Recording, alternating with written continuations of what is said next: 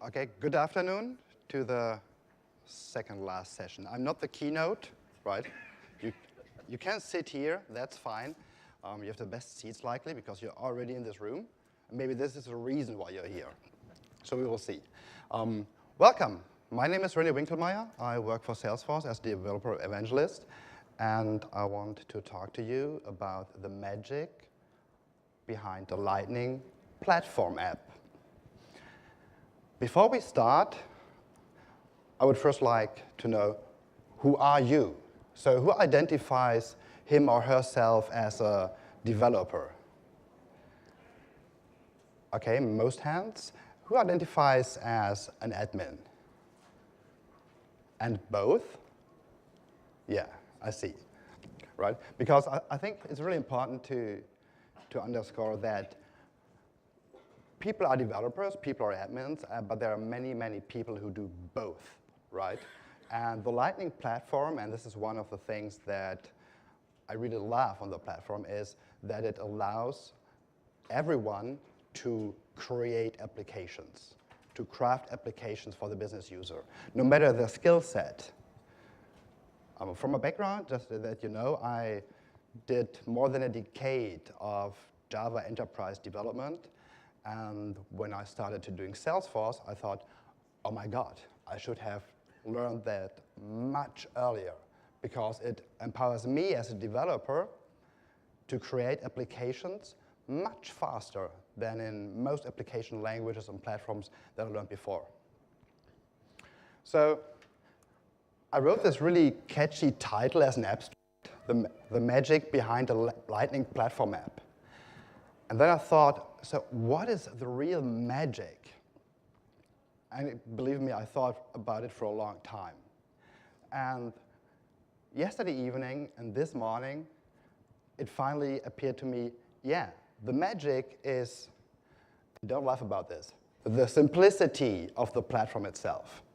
I know, most of you will now think about sharing rules, batchable apex, governor limits, and many other things where you think, okay, this is not as simple, right?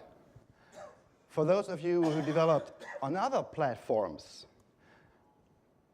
you have to take care of so many other things on any other platform, right? Disaster recovery. Where are you going to write your logs to? Who's responsible for sizing? I mean, you create an application that is dedicated for 15 users on platform, whatever, ABC with Java. Then you have to decide what is your backend. Is it a SQL backend? Is it a NoSQL backend? Where's the geolocated for that? Storage for this, authentication identity. You have to write all of this by yourself, right? You have to take care of this. You want to run it on mobile? Well, make the decision if you want to run React, Angular, Vue, or plain HTML and CSS. Has everyone tried to support IE 11 in a web application, right? All those things that you have to take care when you develop. But the Lightning Platform takes all the heavy lifting for you. You can just develop your application. And I think that's the most important thing as a developer because the business requests some new functionality. And going through all the other stages that you can find here, and that's just an excerpt, just makes the process much longer. Please raise your hand if you disagree with me. 0. Somehow expected. So, and things you should look into, and now let's talk about a couple of things that really make, as of today, in my opinion, the power of the Lightning Platform, and that empowers developers and admins, app builders, however you call and identify yourself, to craft applications on the platform. Personally, my favorite is Salesforce DX, the new developer experience that we GA'd at Dreamhouse last year. Secondly, we made lots of enhancements around Lightning. I'm just calling out base Lightning components, Lightning data service, and Lightning input field, which we just introduced now with Spring 18. Everyone tried that, Lightning input field, Lightning data service?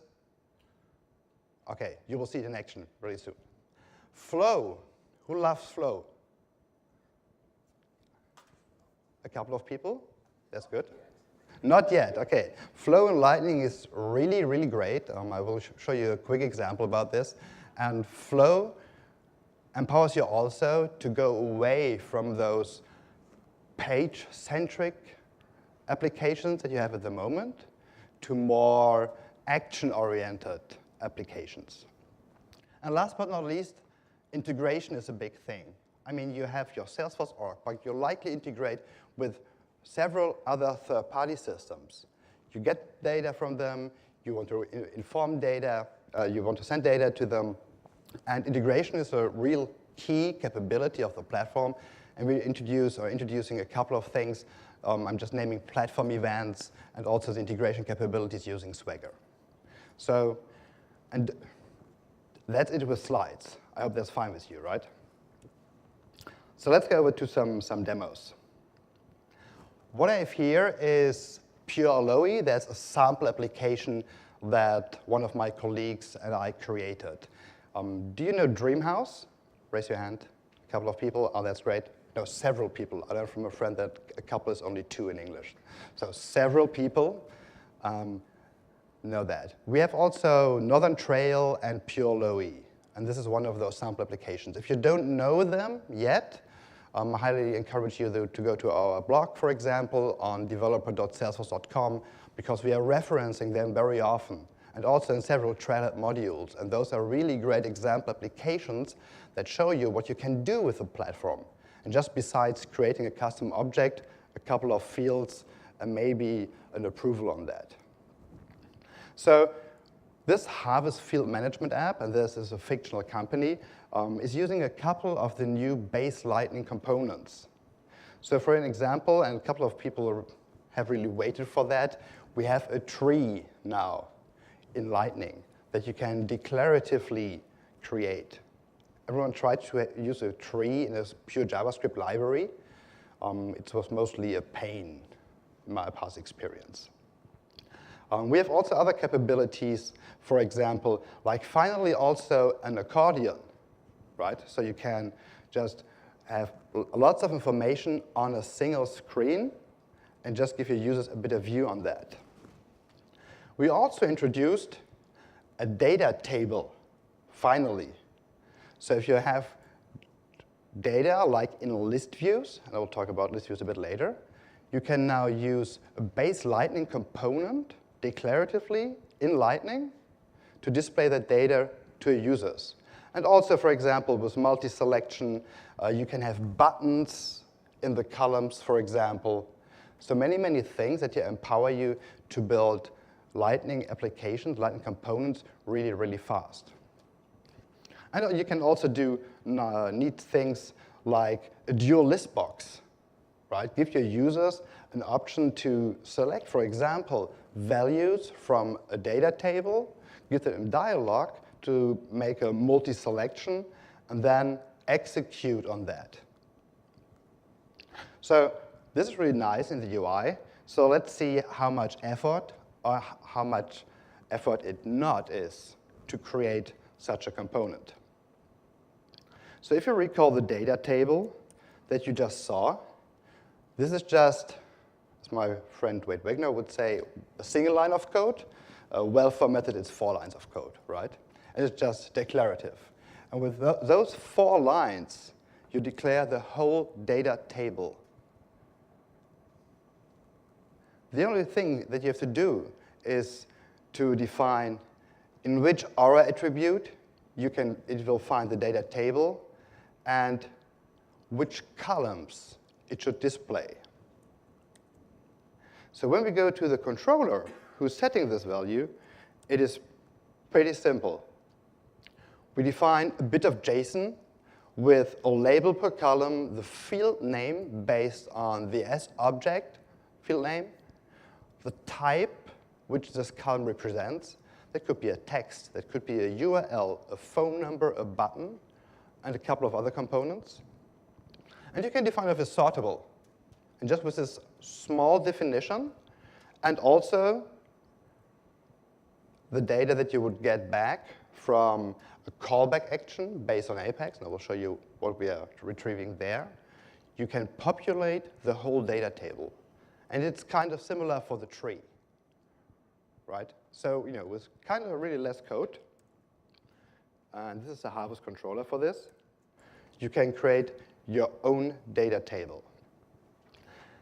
I talked about list views. I mentioned that before. It's currently not in this demo, but we're introducing with Spring 18, or we introduced because it's already live, also a list view component, right? So you can drop any kind of list view in any Lightning component, which is kind of cool, right? Because previously you didn't have that. Now you reference just a list view, and you can embed that in your own custom component.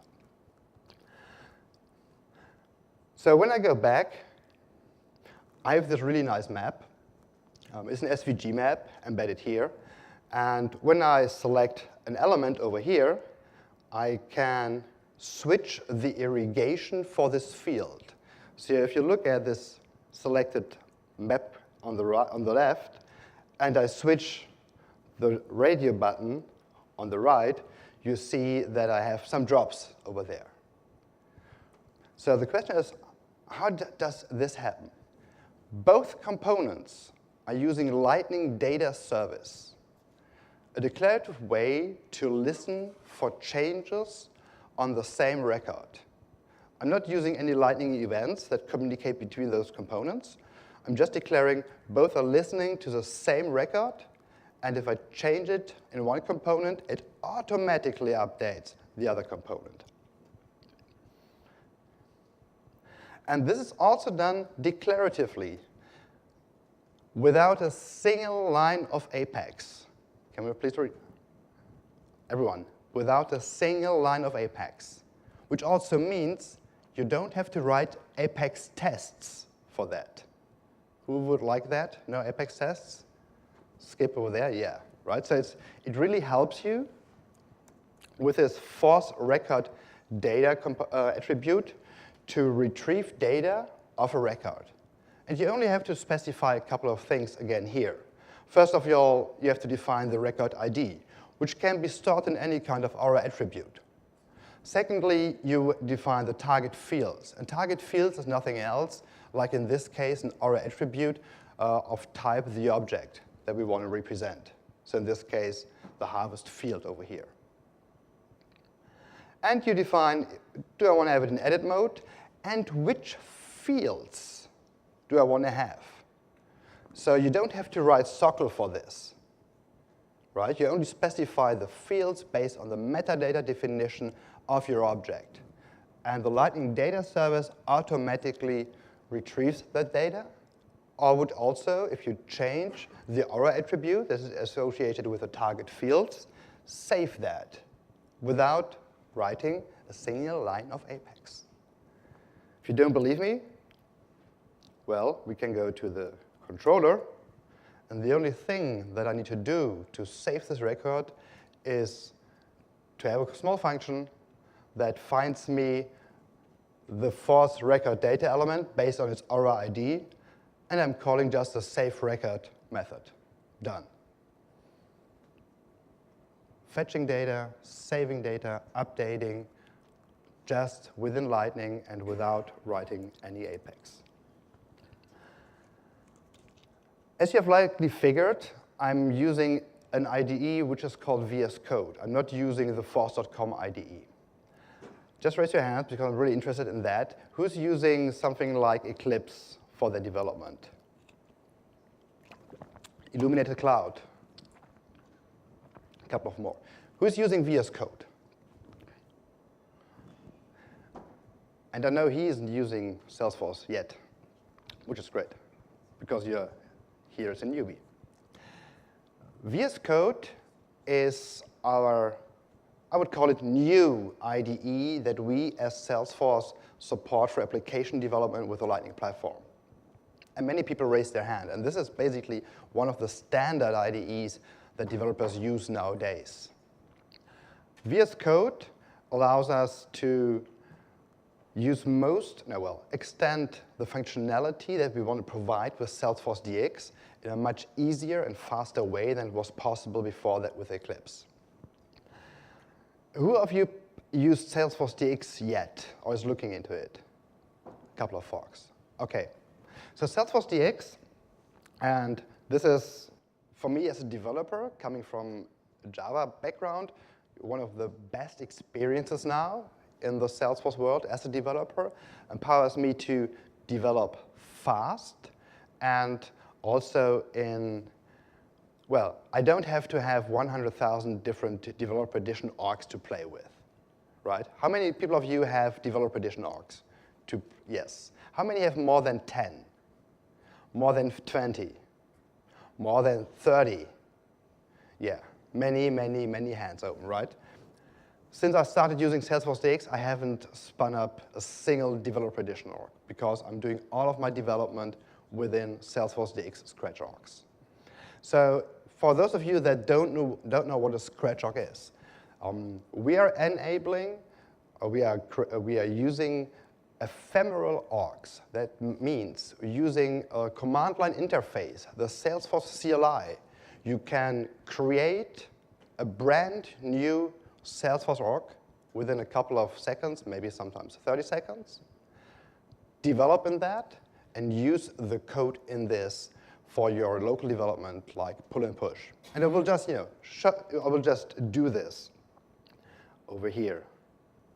So what I created is a small script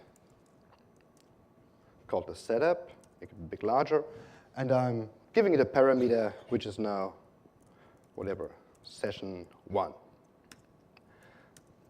So while this is running, I don't want to irritate you, I'm just putting that in the background here.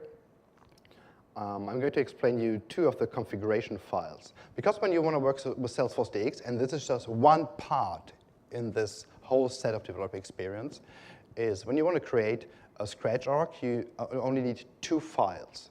You need a project definition file, which in this case looks a bit larger than the minimum standard, but what you have in this file is you define the path to your local source. So if you work with Illuminated Cloud or Eclipse, you're already pulling your metadata, right? And you have that stuff already locally. And within this configuration file, you're pointing to the path where your source is. You define the login URL, which is normally login.salesforce.com. But if you want to work against, for example, a sandbox, it could be also test.salesforce.com. And you have the source API version, which is used by the CLI when you create new design elements, like an Apex class, a trigger, a Lightning component, a Lightning application, and so forth. It automatically sets in the metadata description the API version. Sorry. The most interesting thing is, in my opinion, the Scratch org definition file. So when you create a new Scratch org, as I said, a brand new org from scratch, you can give it an org name. You can define the edition that you want to use, which is really interesting if you, for example, have multi-org environment, which different kinds of org editions. You can also define org preferences. Like, this is my favorite. When I create a new Scratch org, I'm automatically disabling the session cache for Lightning. Because when I develop, I don't want to refresh a page 3 times to see the result. You can also disable chatter, right? You can enable live agent. I think we have exposed around 100 of the org preferences, and the team is adding more and more, so that you can just spin up as many, or many different flavors of an org, which is really cool if you want to test your applications. Like, does it work with this feature disabled? What is when I need to enable 2 other features for this? So I hope that the script is running. Wonderful. So as you can see, I have a lot of output over here because I ran a small script. And the small script setup did a couple of things. It created a new org for me based on the definition in the project scratch dev. And as you said, you can have as many as you want of those. I pushed my local source that I have on my machine to this new org using the CLI. I assigned a permission set, which is in my local source. I imported data that I have in here. I mean, when you develop, you want to play with your own custom data and have some examples to really see value of this. And I also opened the app. So this happened likely on this window, exactly, because this is my brand new org, not the one that I showed you before. So the CLI also opened me the window, which is really cool, because I just executed the script, I got the new org set up for my development, and I can now do my development in the scratch org. Later, we will also delete the org. I mean, you can delete an org, which is really cool. One word of warning when you work with those scratch orgs, because they are ephemeral. The default lifetime of that org is 7 days. After 7 days, we're going to delete it. So if you develop in a scratch org, it's highly recommended that you sync your changes to your local file system and commit that to your version control system. We can't recover that, right? It's an ephemeral org used for development with your local source.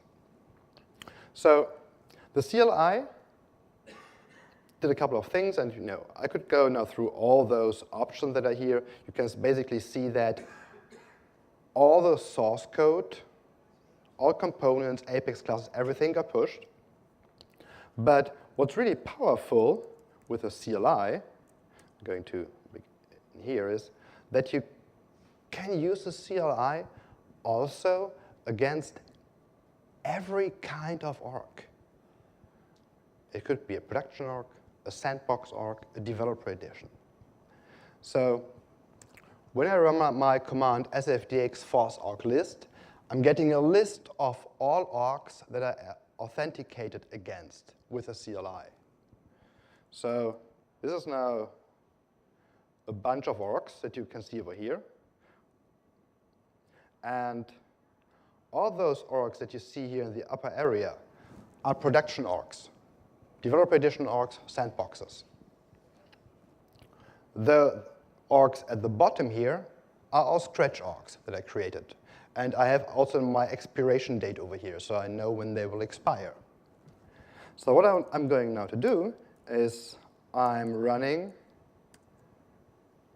a SOCL query using the CLI against an org where I gave it the alias weather. And this is just a production org. And as you can see over here, I'm getting all data back. I don't have to open Workbench. I don't have to go into the developer console, which also means I have to authenticate against that org, right? I can just use the CLI on my local machine to get the data from this org. And having said that, this is just a small subset of things that you can do with a CLI, but it really makes me as a developer productive, because I don't have to remember passwords. I handle password managers. I don't have to go through 6 different click paths and switch contexts, because I develop and I want to, okay, what again was the data in this org, right? And I can just use it from the CLI. If you install the CLI, it has many options. You can create records. You can do bulk updates. You can convert metadata to Salesforce DX format and many other things. I highly recommend to go to Trailhead because we have some really awesome projects there that give you an insight on this. So we talked about the power of the Lightning Platform. And I'm now here in my development environment. As you saw before here, I had my harvest field management and my applications, and this is maybe my production application. And I now want to go and add some code, some other source code to this, and I want to develop, right? So what I have is on this GitHub repo, this nice-looking guy over there, some sample code. And I want to incorporate this sample code into my Scratch arc and play with it and see the result as a developer before I can move this to my sandbox, for example. So what I'm now going to do is, to achieve this, I'm just switching to another folder. Let's go over here. And I'm going to clone this repo, which is kind of nice. It's a small repo. I'm switching to this repo, and because I want to use it in this newly created Scratch arc to do my development, I can just use sfdx force source push. It was session 1, if I recall correctly. And what's happening now, it's pushing the source from this GitHub repo in my new Scratch arc, which is, no copy and paste. I mean, it does this from my developer edition. So I have this account editor over here. So let's see. If I go to my org over here, and let's go to the contacts. Let's see all contacts. Let's select Andy Young. And I'm going to open App Builder for this, because I added a custom component. And I have a reason for this that I'm showing you this one. So I have now my account editor component, which I added from source using the Salesforce CLI to my new Scratch arc. I can test it. I'm just dropping it over here. It's already working. Who would expect that? I can see it in real life after I assign it as an org default. And if I'm happy with this development part, I can just pull this back to my source and then think about the process to putting it, for example, in my partial sandbox or in a full copy sandbox so my users can test it and play with it. I have a very good reason to show you this example component because, as you can see, I'm in a contact, but I'm showing here related data from the account. You would now say, oh, OK, but I have a related element in the component library, right? So why would you write this? So this component allows me to read and edit data from this related record. Nothing special, right? Wrong. Because the special part is that this is not using Apex at all. As you maybe saw in the source push, is I'm only using Lightning components for that. Because we introduced with winter 18 and now spring 18 a new capability that allows you to have readable, read and edit fields which are agnostic to the S-object field definitions. Whoever used Lightning input or similar input fields that we had, you always had to decide, is it a URL or is it an email address? Oh, what's the validation for this? Why doesn't it just take my required attribute from my S-object, right? All those things. So we changed that, and we added this. If I go to the account editor over here, you will see that this component is using Lightning record edit form. It's a new tag that we introduced now with Spring 18. You define a couple, or you can define optionally a couple of methods, like what should be happen on onload, submit access, but those are really optional. You have only to define two things. Give me the record ID for this record, and give me the kind of, the API name of the object. And that's it. Within this tag, you have to define the Lightning input fields that you want to have as editable fields. And you specify the field name according to the S-object definition. And we handle all the rest. Is it a pick list? We fetch the values for you. Is it required? No problem. Is it a phone number? We format it for you, right? And that's the power of the meta-driven Lightning Platform, right? You define it in your custom object, or it's defined in the standard object, and you don't have to take care of this in the UI. I remember 2 years ago, when I joined Salesforce, it was basically that lot of CSS and HTML that you had to write for the similar approach. And I'm not talking about JavaScript controller, right, for fetching all the data. This is just a bit of declarative, and you get automatically all the capabilities based on your metadata. Just to prove it, when I go to the controller, it has those methods, but they're not doing anything. They're only responsible for switching between the view and the edit mode. That's it. Again, no Apex needed. And this is really powerful. OK, now let's imagine you did all your development, and you're really happy with this. And you want to move your app from application to maybe your partial sandbox, right? What would you do nowadays? Metadata deployment, with a package XML, all that stuff. So we released just last week packaging 2 as open beta. If you're a SI or ISV, so as a partner, you likely know that you can install packages in customer orgs. And we are now introducing developer-controlled packages, which gives the packaging capability to everyone. So for partners, but even important, also for customers. So when you have now your source code, like here on my machine, and I want to now distribute this, deploy this, for example, to my sandbox, the only thing that I have to do is, if that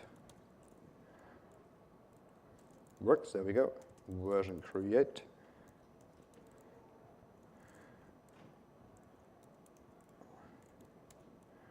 Is to run a simple force package 2 version create command.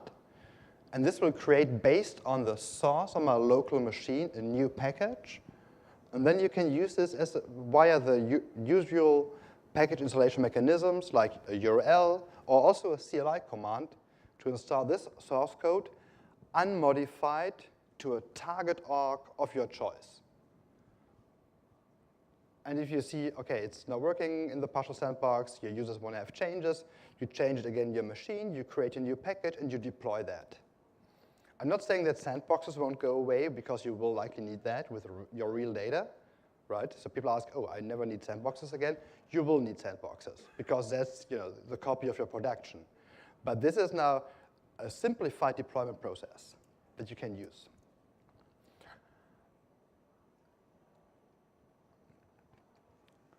OK. A couple of other things when we talk about Lightning Platform and its capabilities is integration. Integration is, I think, the A and B of every platform.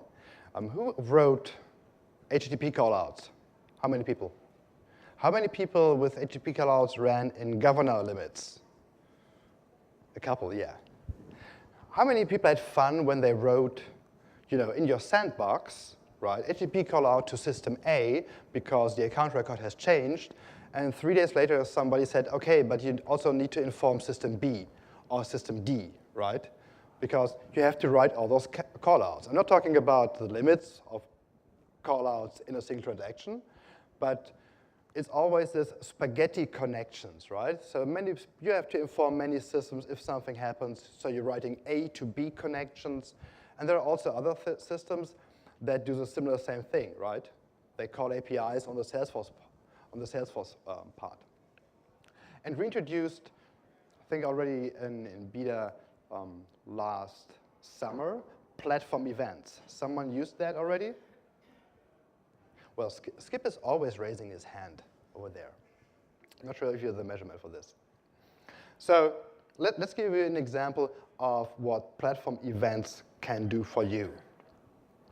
Platform events, for those of you who are not familiar with that, is a publish-subscriber mechanism. So basically, think of it, thank you, 5 minutes, think of it as a tunnel. It's called a bus system or a bus.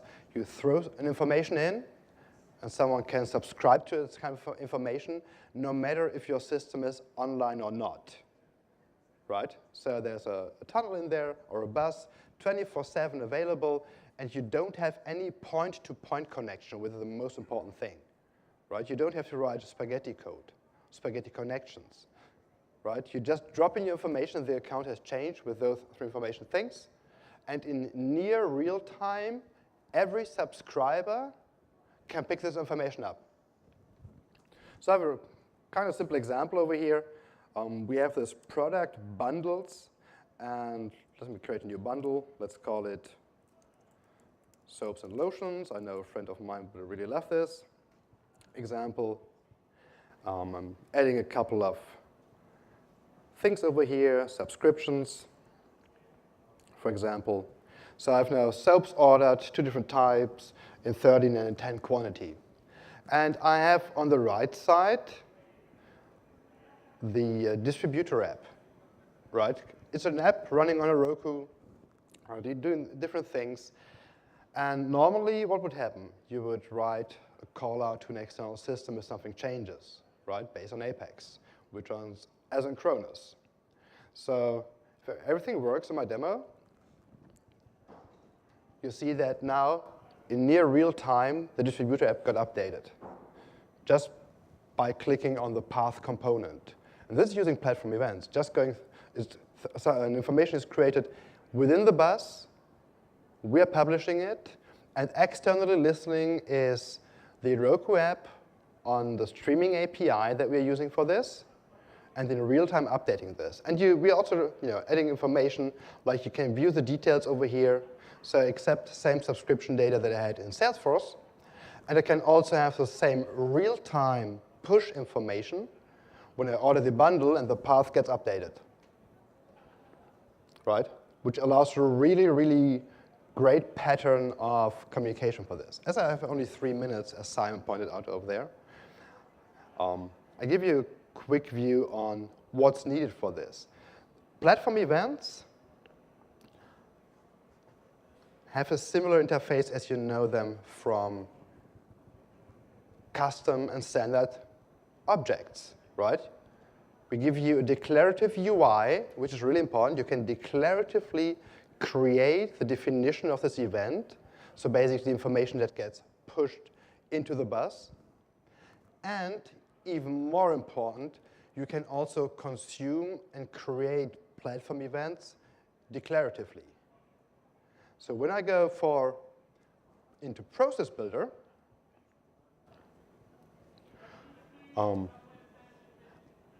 I have here a process that starts when a platform event gets fired.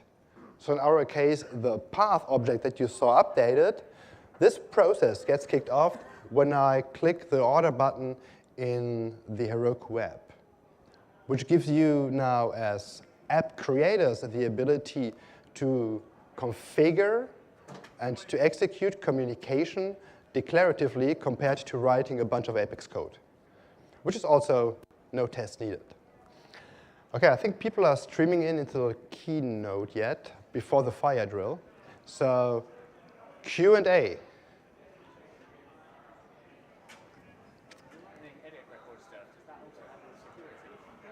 Yes, so the question is, does Lightning Record Edit Form handle security? Yes. Yes. So we're using in the backend our UI API for this, and it controls everything. No more manual handling of that. OK. Wish you a great keynote. Thank you.